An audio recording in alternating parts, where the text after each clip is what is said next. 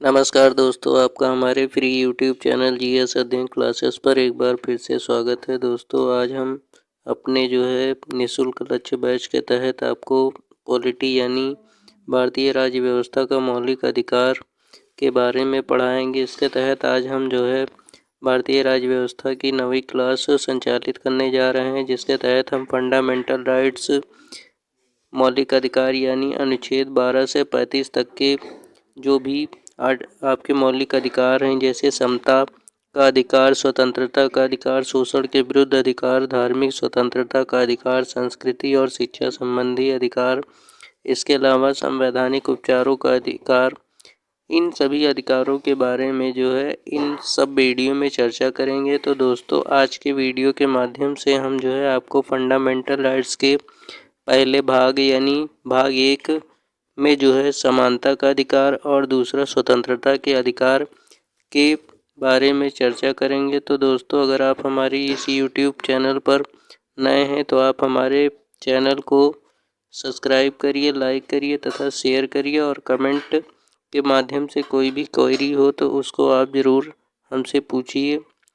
ठीक है दोस्तों, तो वीडियो में देर न करते हुए देख लेते हैं कि मौलिक अधिकार यानी फंडामेंटल राइट्स का हमारे जीवन में क्या महत्व है, जो कि भारतीय संविधान के द्वारा आम नागरिकों के लिए बनाया गया है।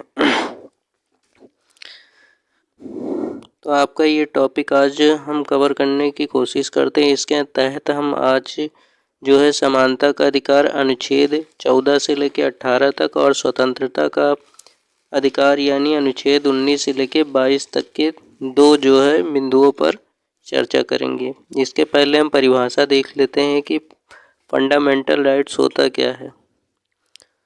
तो संविधान में भाग 3 में अनुच्छेद 12 से लेके 35 तक मौलिक अधिकारों का विवरण भारतीय संविधान में दिया गया है। इसे क्या कहते हैं? इसे भारत का अधिकार पत्र यानी मैग्ना कार्टा के नाम से भी जाना जाता है। यानी क्या है कि भारतीय संविधान ने भाग 3 के तहत हमें मैग्ना कार्टा यानी भारत का मौलिक अधिकार दिया हुआ है, जो कि अनुच्छेद आपका 12 से लेकर 35 तक भारतीय संविधान में प्रोवाइड करवाया गया है आम नागरिकों के लिए। अब इसके अलावा देख लेते हैं कि वर्तमान में संविधान के तहत नागरिकों के कितने मौलिक अधिकार प्रदान किए गए हैं। तो टोटल देखा जाए तो भारतीय संविधान ने आम नागरिकों के लिए 6 मौलिक अधिकार प्रदान किए हैं, जिनका विवरण हम इस प्रकार से नीचे दे सकते हैं। पहला क्या है आपका समानता का अधिकार, जो कि अनुच्छेद 14 से लेकर 18 तक आपका बनाया गया है। उसके बाद में आपका दूसरा क्या है स्वतंत्रता का अधिकार, जिसमें अनुच्छेद 19 से लेकर 22 तक के मौलिक अधिकारों की चर्चा की गई है। इसके अलावा तीसरा क्या है शोषण के विरुद्ध अधिकार, अनुच्छेद 23 से लेकर 24 तक चर्चा की गई है। फिर चौथा क्या है आपका धार्मिक स्वतंत्रता का अधिकार, अनुच्छेद 25 से 28 तक। उसके बाद में पांचवा क्या है संस्कृति और शिक्षा संबंधी अधिकार, यानी अनुच्छेद 29 और 30 में इसकी चर्चा की गई है। इसके अलावा जो बहुत ही महत्वपूर्ण है, जिसे संविधान की आत्मा कहा जाता है, संवैधानिक उपचारों का अधिकार यानी अनुच्छेद 32 के बारे में चर्चा की गई है। तो दोस्तों आज के वीडियो में हम कोशिश करेंगे कि आपको समानता का अधिकार और स्वतंत्रता का अधिकार के बारे में टू दी पॉइंट अध्ययन करवा दें, तो जहाँ से क्वेश्चन बनने की संभावना आपकी एग्जाम में बनी रहती है। ठीक है दोस्तों आगे बढ़ते हैं, देख लेते हैं पहला वाला क्या है आपका समानता का अधिकार। इसमें कौन कौन से बिंदु एग्जाम के लिए महत्वपूर्ण है उन पर चर्चा कर लेते हैं। तो पहला क्या है समानता का अधिकार अनुच्छेद 14 से लेकर 18 तक भारतीय संविधान ने हमें दिया है। अब आता है अनुच्छेद 14 यानी क्या है विधि के समक्ष समानता का अधिकार, यानी कानून के सामने सभी एक समान है। जैसे भारत के राज्य क्षेत्र में किसी व्यक्ति को विधि के समक्ष समता या विधियों के समान संरक्षण से वंचित नहीं कर सकता। यानी पहले वाले में क्या किया गया है कि भारतीय संविधान द्वारा भारत के सभी नागरिकों को एक जैसा ट्रीटमेंट किया जाएगा, यानी सभी को बराबर अधिकार दिया जाए, उनके साथ में कोई भी भेदभाव नहीं किया जाएगा। तो ये अनुच्छेद आपका किसका 14 के अंतर्गत किया गया है। इसमें इम्पोर्टेंट नोट क्या है कि विधि के समक्ष समता का विचार सबसे पहले कहाँ है, ये कहाँ की देन है, तो ये आपका ब्रिटिश मूल का है। जबकि विधियों के समान संरक्षण को कहाँ से लिया गया है, तो ये आपको अमेरिका के संविधान से लिया गया है। तो यानी ये दो चीज़ आप याद रखिएगा कि विधि के समक्ष समता का विचार आपका ब्रिटिश मूल का है, जबकि विधियों के समान संरक्षण का अधिकार कहाँ का है, तो अमेरिका के संविधान से लिया गया है। अब अनुच्छेद 15 की बात कर लेते हैं। तो इसमें धर्म, मूल वंश, जाति, लिंग, जन्म स्थान के आधार पर विभेद का निषेध किया गया। यानी किसी की जाति, धर्म, मूल, लिंग, जन्म स्थान आदि के आधार पर जो है कोई भेदभाव नहीं किया जाएगा। यानी क्या है, राज्य किसी भी नागरिक के विरुद्ध केवल धर्म, मूल वंश, जाति, लिंग, जन्म स्थान अथवा इनमें से किसी के आधार पर उससे कोई भेदभाव नहीं करेगा। ये आपका जो है समानता के अधिकार में 15वें आर्टिकल में आपका जो है भारतीय संविधान ने प्रोवाइड किया है। आगे देख लेते हैं अनुच्छेद 16 में क्या प्रावधान किया गया है आपका भारतीय संविधान के द्वारा। तो अनुच्छेद 16 यानी लोक नियोजन के विषय में अवसर की समानता। राज्य के अधीन किसी भी पद पर नियोजन अथवा नियुक्ति से संबंधित विषयों में सभी नागरिकों को एक समान अवसर प्रदान किए जाएंगे। यानी अनुच्छेद में 16 में क्या कहा गया है कि आपका राज्य सरकार किसी भी पद के लिए किसी भी नागरिक को जो है आयोग नहीं ठहरा सकती है। यानी उसको जो है अगर वो उस पद के लिए बिल्कुल उचित है, यानी उसने मेहनत करके उस पद को प्राप्त किया है, तो उसके साथ में कोई भेदभाव नहीं किया जाएगा, उसको जो है उस पद पर आसीन किया जाएगा। इस प्रकार से जो है आपका लोक नियोजन के विषय में अवसर की समानता का अधिकार आपका जो है अनुच्छेद 16 के तहत दिया गया है। अब इसमें अपवाद देख लेते हैं क्या है आपका। अपवाद में जैसे पिछड़ा वर्ग हो गया आपका, अनुसूचित जाति हो गई और अनुसूचित जनजाति के लिए विशेष प्रावधान जो है अनुच्छेद यानी 15(4) में अनुच्छेद 15(4) और अनुच्छेद 16(4) में किया गया है। यानी इसके तहत क्या है कि इसको छूट दी जाएगी, तो आपका जो है अन्य पिछड़ा वर्ग हो गया और अनुसूचित जाति यानी एसटी और एससी के लिए जो है विशेष प्रावधान किसमें किया गया है आपका अनुच्छेद 15(4) के तहत किया गया है और अनुच्छेद 16(4) के तहत जो है आपका इस अनुच्छेद के तहत इसमें किया गया है। अब देख लेते हैं आपका 17 अनुच्छेद 17 क्या कहता है आपका, जो कि फंडामेंटल राइट्स में बहुत ही महत्वपूर्ण स्थान रखता है दोस्तों। तो आपका लिखा हुआ है अनुच्छेद 17 में अस्पृश्यता का अंत, यानी क्या है छुआछूत का अंत कर दिया गया है। आपका अनुच्छेद 17 इंपॉर्टेंट है, क्वेश्चन यहाँ से आपको परीक्षा में देखने को मिलता है दोस्तों। अस्पृश्यता का किसी भी रूप में आचरण करना विधि के अनुसार दंडनीय अपराध घोषित किया गया है। यानी अगर आप जो है एसटी या एससी के साथ में कोई भी अछूत जैसा व्यवहार करते हैं जो है उसको नीचा समझकर, तो ये कानून के समक्ष क्या है, ये दंडनीय अपराध जो है भारतीय संविधान के द्वारा किया गया है। ये क्वेश्चन कई बार आपको जो है परीक्षा में देखने को मिलता है। ठीक है दोस्तों, अब हम बात कर लेते हैं अनुच्छेद जो है 18 के बारे में। यहाँ से यानी अनुच्छेद 18 क्या कहता है कि उपाधियों का अंत, यानी जो स्वतंत्रता से पहले जो उपाधियाँ आपकी जो है राजाओं के द्वारा या अन्य किसी देश के द्वारा जो है दी जाती थी, उस पर रोक लगा दी गई। आप उपाधियाँ आपका देने का अधिकार किसका है, केवल आप कौन सी सेना के द्वारा जो उपाधियाँ दी जाती हैं वह विद्या से संबंधित, यानी जैसे पीएचडी हो गई, डॉक्टरेट हो गई, कोई भी उपाधि हो गई। वही सेना में जैसे पद्म भूषण हो गया, सेना में जैसे परमवीर चक्र हो गया, महावीर चक्र हो गया, ये सब हो गई। और भारत रत्न जैसी उपाधियाँ जो है आपको दी जा सकें, इसके अलावा और कोई उपाधि नहीं मिलेगी। यानी इसमें क्या लिखा हुआ है कि उपाधियों का अंत कर दिया गया। सेना अथवा विद्या संबंधी सम्मान के अतिरिक्त कोई भी उपाधि राज्य के द्वारा प्रदान नहीं की जाएगी। भारत का कोई भी नागरिक किसी विदेशी राज्य द्वारा प्रदान की गई उपाधि भारतीय राष्ट्रपति की अनुमति से ही स्वीकार करेगा। यानी अगर कोई बाहरी देश आपको कोई उपाधि दे रहा है तो वो आप जो है उसको लेने से पूर्व भारत के प्रेसिडेंट के द्वारा आप जो है अनुमति लेंगे, तभी वो उपाधि प्राप्त कर सकते हैं। तो यानी आपका क्या हुआ कि अनुच्छेद 18 के तहत जो है आपकी उपाधियों का अंत कर दिया गया है। तो ये हो गया आपका समानता का अधिकार, क्या क्या भारतीय संविधान ने हमें प्रोवाइड करवाया है मौलिक अधिकार।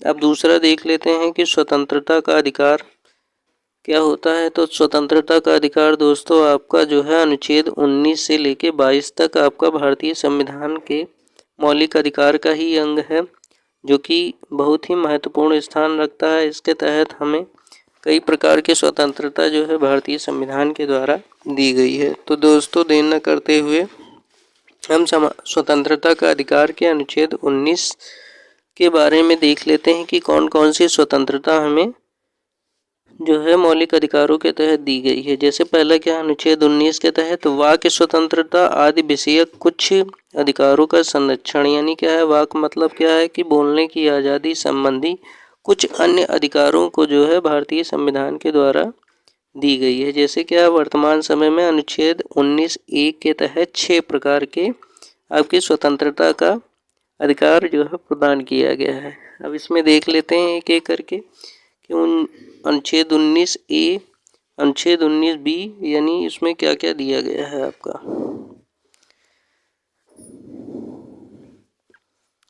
तो पहला आपका क्या आता है, पहला आपका आता है अनुच्छेद 19 का के तहत क्या दिया गया है। तो वाक और अभिव्यक्ति यानी बोलने और किसी भी अपने विचार को किसी भी विषयों में रखने की अभिव्यक्ति यानी आज़ादी दी गई है। दूसरा क्या है आपका अनुच्छेद 19 खा में क्या है, शांतिपूर्ण बिना हथियारों के सम्मेलन की स्वतंत्रता। यानी आप कहीं भी धरना प्रदर्शन कर सकते हैं, अपनी हकों के बारे में लड़ सकते हैं, लेकिन उसके लिए शांतिपूर्वक आपको भारतीय संविधान के द्वारा जो है छूट दी गई। यानी कोई हथियार का इस्तेमाल आप जो है अपनी बात को रखने के लिए नहीं कर सकते। फिर देख लेते हैं अनुच्छेद 19(ग) के तहत क्या है। तो संघ या समिति बनाने की स्वतंत्रता दी गई है। ठीक, अनुच्छेद 19(घ) के तहत क्या दिया गया है। तो 19(घ) के तहत आपका भारत के राज्य क्षेत्रों में बिना बाधा के घूमने की स्वतंत्रता दी गई। यानी आपके भारत के 28 राज्य और 8 केंद्र शासित प्रदेशों में कहीं भी आप रह सकते हैं, रोजगार कर सकते हैं। इसकी स्वतंत्रता आपका अनुच्छेद 19(1) में दी गई, यानी डी में दी गई है। फिर उसके बाद में अनुच्छेद 19(ड) में क्या दिया गया है। तो भारत के राज्य क्षेत्र में किसी भी भाग में निवास करने, बस जाने की स्वतंत्रता आपकी जो है 19(ड) में दी गई है। इसके अलावा आखिरी यानी 19(छ) में क्या दिया गया है। तो जीविका चलाने के लिए कोई भी व्यवसाय, उपजीविका या व्यापार करने की स्वतंत्रता आपकी जो है वो 19(छ) के तहत दी गई है। तो ये इम्पोर्टेंट है, यहाँ से क्वेश्चन आपको एग्जाम में देखने को मिलते हैं। आगे देख लेते हैं इसमें और कौन से मुख्य बिंदु आपके इसमें आवश्यक हो सकते हैं जो परीक्षा के लिए पूछे जा सकते हैं। जैसे मूल संविधान में सभी नागरिकों को अनुच्छेद 19 के तहत प्रकार यानी 7 प्रकार की स्वतंत्रता प्रदान की गई थी। इंपॉर्टेंट है क्वेश्चन, यहाँ से भी आपके जो है एग्जाम में देखने को मिलते हैं। तो इस बिंदु को भी हम देख लेते हैं क्या है। तो नोट में लिखा हुआ है, मूल संविधान में सभी नागरिकों को अनुच्छेद 19 के तहत 7 प्रकार की स्वतंत्रता यानी शुरुआत में प्रदान की गई थी, लेकिन 44वें संविधान संशोधन अधिनियम 1978 के द्वारा संपत्ति के अधिकार को अनुच्छेद 19(a), 19(1)(च) अथवा एवं अनुच्छेद 31 को मूल अधिकार की श्रेणी से हटाकर अनुच्छेद आपका 300 के तहत कानूनी अधिकार के रूप में शामिल किया गया। यानी इसको क्या किया गया, 1978 के संविधान संशोधन 1978 में 44वें संविधान संशोधन के द्वारा इसको जो है फंडामेंटल राइट से हटाकर अनुच्छेद 300 के तहत क्या बना दिया गया, कानूनी अधिकार बना दिया गया। अब देख लेते हैं आगे क्या इम्पोर्टेंट है, यानी वाक और अभिव्यक्ति की आज़ादी।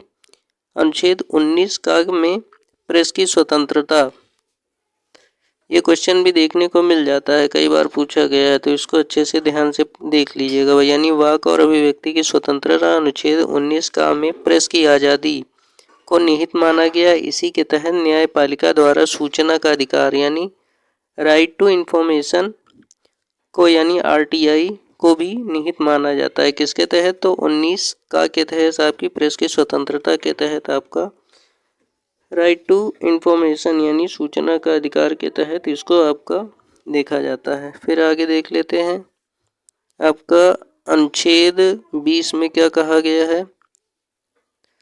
तो आपका अनुच्छेद 20 में अपराधों के दोष सिद्ध के संबंध में संरक्षण, यानी कोई अपराध आपने किया है, अगर आपके ऊपर अपराध कोई दोष सिद्ध हो गया उसके संबंध में भारतीय कानून के द्वारा क्या संरक्षण प्रदान किया गया। उसमें 3 प्रकार की स्वतंत्रताओं का उल्लेख मिलता है। पहली क्या है कि किसी व्यक्ति को अपराध के लिए दोषी तभी माना जाएगा जब वह किसी प्रवृत्त विधि यानी उस समय लागू का अतिक्रमण करेगा। दूसरा क्या है आपका, तो किसी व्यक्ति को एक ही अपराध के लिए एक बार से अधिक दंड नहीं दिया जाएगा। थर्ड क्या है आपका, किसी व्यक्ति को स्वयं के विरुद्ध गवाही देने के लिए बाध्य नहीं किया जाएगा।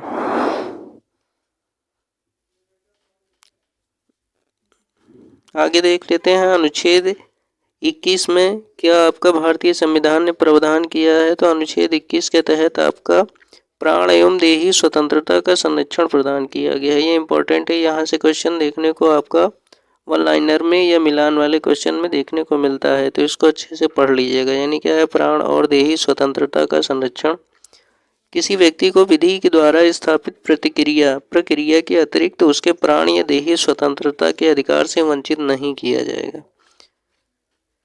फिर क्या है, सर्वोच्च न्यायालय द्वारा अनुच्छेद 21 के तहत निहित निम्न प्रकार के अधिकारों की घोषणा की गई है। पहला क्या है आपका, गरिमापूर्ण जीवन जीने का अधिकार दिया गया है आपका। ठीक, अब इसके अलावा देख लेते हैं और कौन कौन से अधिकार जो है हमारा अनुच्छेद 21 के तहत फंडामेंटल राइट्स का मतलब दिया गया है। तो आपका पहला क्या है, स्वच्छ पर्यावरण। थर्ड है आपका जीवन रक्षा का अधिकार, निजता का अधिकार। फिर है स्वास्थ्य का अधिकार, निःशुल्क कानूनी सहायता का अधिकार, त्वरित सुनवाई का अधिकार, सूचना का अधिकार। और 10वां क्या है आपका, 10वां क्या, 9वां क्या है आपका, सार्वजनिक फांसी के विरुद्ध अधिकार। ये आपका अनुच्छेद 21 के तहत भारतीय संविधान के द्वारा जो है आपका प्रोवाइड किया गया है। अब इसी में एक और आता है अनुच्छेद 21 का, यानी ये इम्पोर्टेंट है, यहाँ से भी क्वेश्चन आपका जो है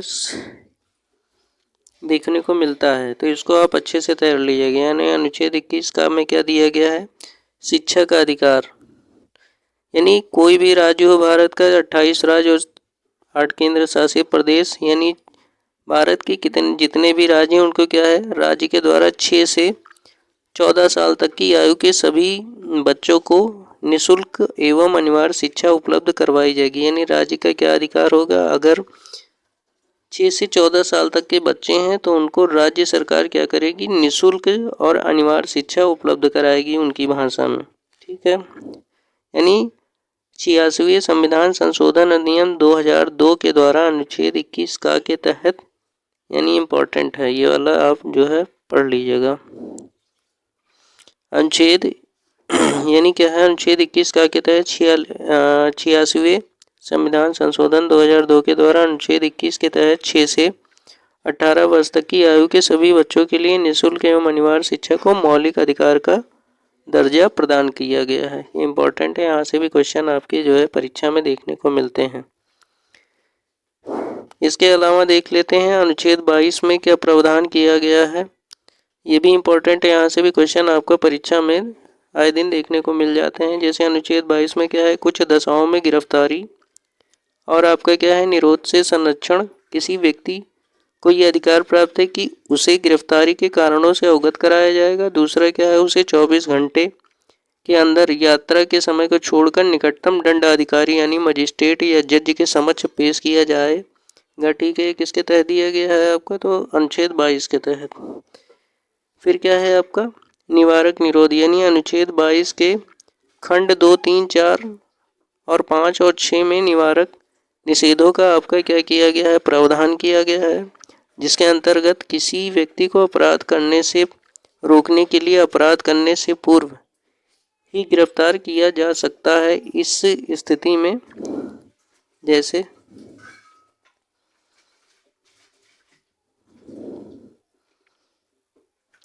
गिरफ्तार व्यक्ति को 3 महीने तक की अभिरक्षा में निरुद्ध किया जा सकता है। यदि इससे अधिक समय के लिए गिरफ्तार व्यक्ति को निरुद्ध करना है तो सलाहकार बोर्ड का प्रतिवेदन प्राप्त करना होगा। यानी आपको जो है अगर उसकी कस्टडी को बढ़ाना है तो उसको जो है आपसे जो है यानी कोर्ट से आपको जो है सलाहकार बोर्ड से आपको क्या करना पड़ेगा, प्रतिवेदन यानी उससे जो है परमिशन लेनी पड़ेगी आपको। इसके अलावा क्या है, गिरफ्तार निरुद्ध व्यक्ति को निरोध आदेश के विरुद्ध प्रतिवेदन करने का अधिकार आपका जो है अनुच्छेद 22 के तहत दिया गया। तो दोस्तों इस प्रकार से आज के वीडियो के माध्यम से हमने समानता के यानी मौलिक अधिकारों में 2 अधिकारों के बारे में जो है पूरी तरह से डिटेल से कहाँ से क्वेश्चन बन सकते हैं उसकी थ्योरी को समझने का प्रयास किया है, जिसके तहत आपका जो है समानता का अधिकार और दूसरा स्वतंत्रता के अधिकार के फंडामेंटल राइट्स को जो है अपने इस वीडियो के माध्यम से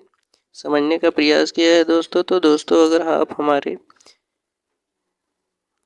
वीडियो को देखकर आपको कोई भी मदद मिलती हो तो आप जो है हमारे वीडियो को शेयर करिए, लाइक करिए, सब्सक्राइब करिए और शेयर करिए, ठीक है। और अधिक से अधिक संख्या में हमारे चैनल को से लोगों को जोड़िए ताकि उनकी भी समीक्षा अधिकारी, पीसीएस और बाकी प्रतियोगी परीक्षाओं की तैयारी अच्छी हो सके। मिलते हैं दोस्तों फिर से एक नए वीडियो में, तब तक के लिए धन्यवाद।